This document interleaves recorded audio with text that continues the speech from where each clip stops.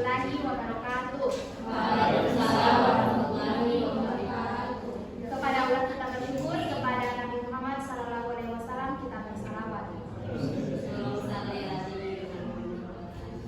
Perkenalkan, kami dari kelompok 3. Saya sendiri atas nama Yunita Juniati selaku moderator, Nur Aini Usman selaku pemateri pertama, Yusril Samsualam selaku pemateri kedua, Andi Imam Al-Qais, dan saya Anwar.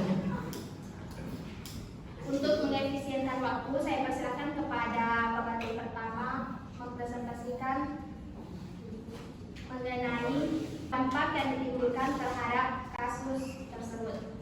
Baik, terima kasih atas kesempatan yang diberikan. Adapun permasalahannya itu kurangnya sumber pemasukan sekolah hanya bersandar pada keuangan yang berasal dari siswa. Adapun dampak yang kami temukan yang pertama yaitu gaji guru menunggak, terutama sekolah swasta. Yang kedua, sekolah tidak berkembang sehingga menyebabkan akreditasi stagnan dan tidak ada perubahan ke arah yang lebih baik. Stagnan di sini artinya stagnan itu saja, tidak berkembang dan tidak juga menurun. Kemudian dampak yang ketiga yaitu laporan keuangan tidak transparan. Berlaku di mana pelaporan keuangan bersifat tertutup yang dimaksud yaitu tertutup kepada masyarakat. Itu saja. Baik, untuk solusi mengenai masalah tersebut akan dipresentasikan oleh Yusril Samsualam. Adapun permasalahannya yaitu kurangnya sumber pemasukan sekolah hanya berdasarkan keuangan yang berasal dari siswa.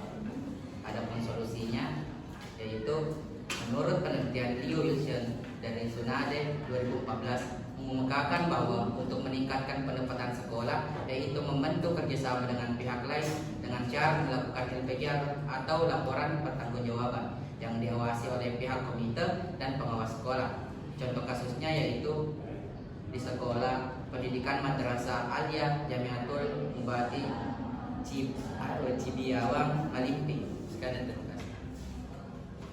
Baik, itulah tadi presentasi dari kelompok kami. Saya berikan kesempatan untuk kelompok lain mengajukan pertanyaan. Baik, terima kasih atas kesempatannya.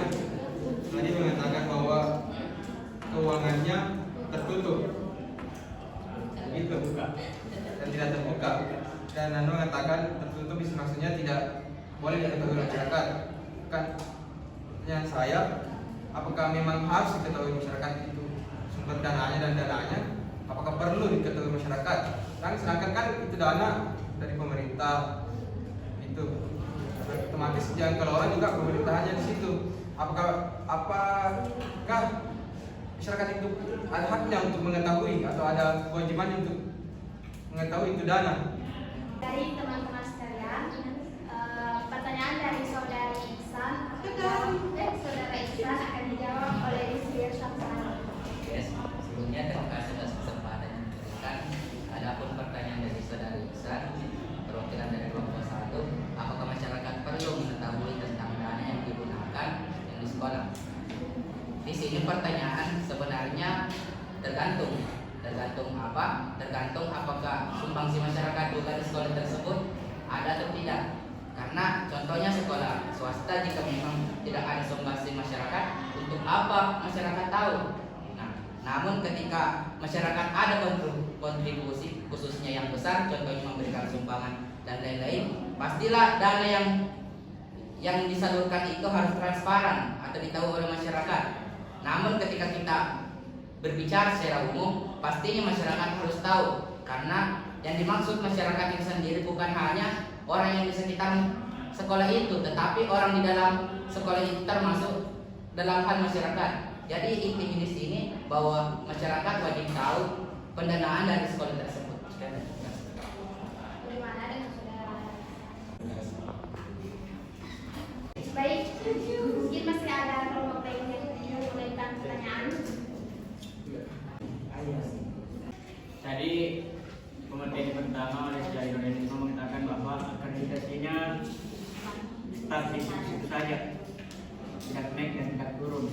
Padahal yang kita sudah tahu bahwa sistem akreditasi itu setiap 5 tahun sekali. Yang saya tahu begitu. Kalau 5 tahun pasti diakreditasi ke sekolah. Sebab untuk menaik, kalau dipikir-pikir kalau start di situ saja jadi otomatis SOP-nya atau manajemen di sekolah itu buruk. Nah, mengapa saya mengatakan buruk? Karena ini stay di situ saja, tidak menurun dan tidak naik. Jadi dia kayak apa nih? Tidak ada urusan. Intinya kalau sudah akreditasi contoh sudah akreditasi C ya C saja. Jadi tidak ambil B aja. Itu. Yang tidak berusaha untuk memperbaiki sekolah. Jadi untuk apa? Untuk apa? Ambil dana. Mau siap berleha-leha. Yang dari Sudirman sudah dijawab. Untuk mengenai tentang akreditasi seperti yang dijelaskan saudara Sudirman tadi, berganti setiap 5 tahun sekali. Dan jika memang stagnan, otomatis artinya sekolah itu tidak berkembang. Artinya di situ-situ saja.